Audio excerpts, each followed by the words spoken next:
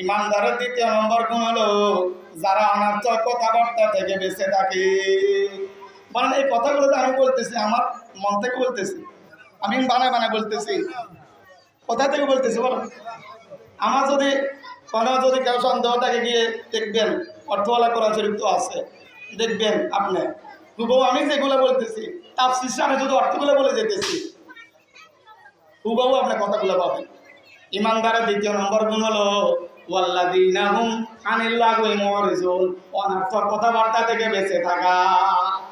ওই যে আমরা কত প্রকারের অনর্থক কথা, এমন কথা যে কথা দুনিয়াও লাভ নাই, আখেরাত কি দুনিয়ারও লাভ নাই, আখেরাত কি। আমার ভাইরা দোকানে বসি গিবত শেখায়, চুগলখুরি, ঘি আর ভাত দিয়ে খাইতে যে মজা, গিবত করতে এর চাইতে আরো বেশি মজা। ঘি আর ভাত বুঝেননি, ঘি আর ভাত দিয়ে খাইতে যে মজা, কিতাবের মধ্যে লাগে গিবত করতে এর চাইতে আরো বেশি মজা লাগে। এক ভাই আরেক ভাইয়ের গিবত করতে যে মজা পায়, আজ যে তৃপ্তি পায়, আজ যে স্বাদ পায়, এটা ঘি আর ভাত দিয়ে খেত এই তৃপ্তিটা পায় না, এত মজা লাগে।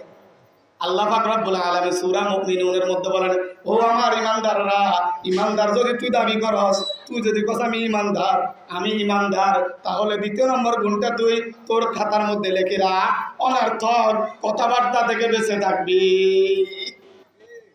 কত কথা বলে, কত কথা, সকাল থেকে নিয়ে রাত্র পর্যন্ত কথাগুলা যদি রেকর্ডিং করা যেত, আমার মনে কয়েক কোটি কথা, তোর মধ্যে 1000 কথা বললে 800 কথা, 900 কথা অনর্থক, আর 100 কথা